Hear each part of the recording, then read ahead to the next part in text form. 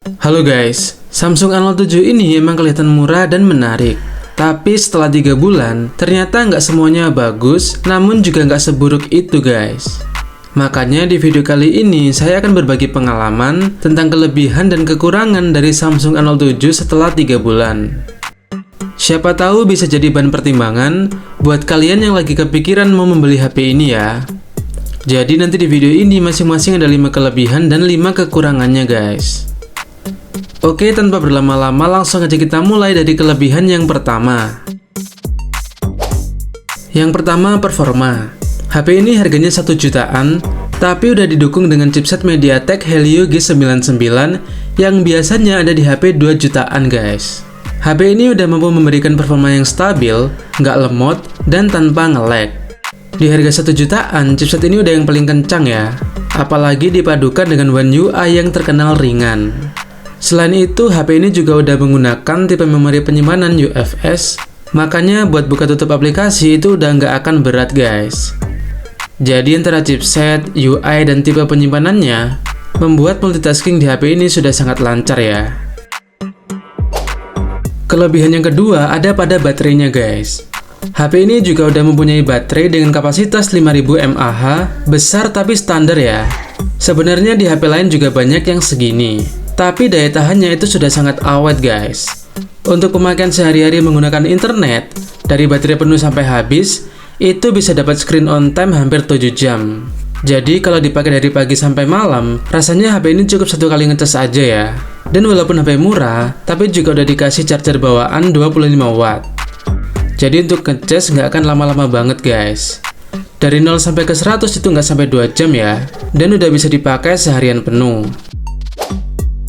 Kelebihan yang ketiga, yaitu dukungan update software yang cukup panjang. Samsung A07 ini nanti bisa mendapatkan update software sampai sekitar 6 kali guys. Misalnya kalau sekarang ada di Android 15, kemungkinan besar HP ini bakal ngerasain update hingga Android 21 ya. Belum lagi soal update keamanan atau security patch yang juga bisa update sampai 6 tahun. Kurang lebih sampai tahun 2031. Jadi untuk HP murah kelas 1 jutaan, dapat update selama ini, jujur saja sudah cukup mewah guys. Untuk kelebihan yang keempat, menurut saya ada di bagian layar guys. Walaupun belum menggunakan panel AMOLED, tapi kualitasnya sangat bagus dan nyaman dipakai. Ukuran layarnya juga cukup besar, yaitu 6,7 inci. Ditambah dengan refresh rate 90 Hz yang bikin scrolling terasa lebih halus. Memang dari segi ketajaman masih tergolong biasa aja ya, karena resolusinya cuma HD+. Tapi dari sisi warna, tampilannya sudah terlihat cukup memuaskan guys. Jadi kalau dipakai buat scrolling media sosial ataupun nonton video, layarnya sudah terasa nyaman di mata, karena warnanya terlihat lebih hidup. Apalagi tingkat kecerahannya juga cukup terang ya. Jadi untuk ukuran HP murah, layar Samsung A07 ini sudah tergolong cukup nyaman untuk dipakai sehari-hari guys. Kelebihan yang terakhir yaitu pada fitur pendukungnya guys. Untuk ukuran HP murah, Samsung A07 ini sudah dibekali dengan sensor fingerprint yang performanya sudah cukup lancar untuk dipakai sehari-hari. Selain itu ada juga fitur face unlock yang juga responsif, jadi buka kunci layar akan terasa lebih praktis tanpa harus selalu pakai sidik jari guys. Menariknya lagi, HP ini juga udah punya sertifikasi IP54 ya, yang artinya tahan cipratan air dan debu. Jadi walaupun HP murah, nggak usah khawatir kalau dipakai saat gerimis guys. Fitur lainnya, HP ini juga udah dilengkapi dengan dual mic yang cukup berpengaruh kalau dipakai rekaman video ataupun buat telepon, karena suara yang dihasilkan akan terdengar lebih jelas. Dan fitur-fitur tersebut tadi biasanya jarang ditemukan di HP murah lain ya. Jadi bisa jadi nilai plus tambahan buat Samsung A07 ini guys. Oke, itu tadi ada 5 kelebihan dari Samsung A07. Sekarang kita lanjut ke 5 kekurangan dari HP ini guys. Kekurangan yang pertama adalah desain bodinya.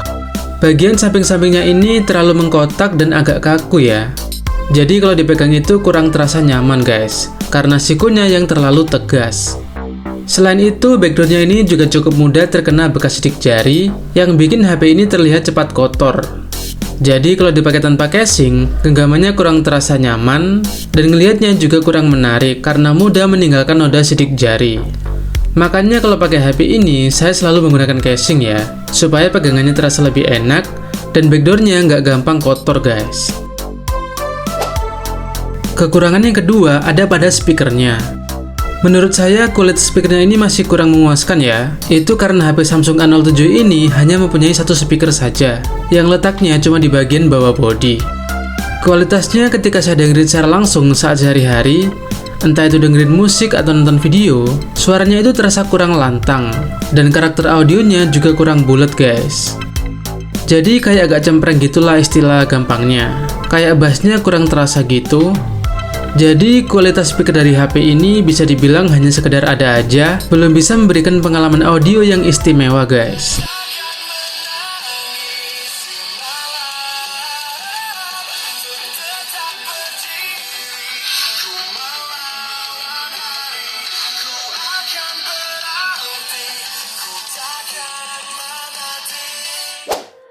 Kekurangan yang ketiga ada di sektor kamera guys. Secara resolusi emang kamera belakangnya ini udah cukup tinggi ya, yaitu 50 megapiksel.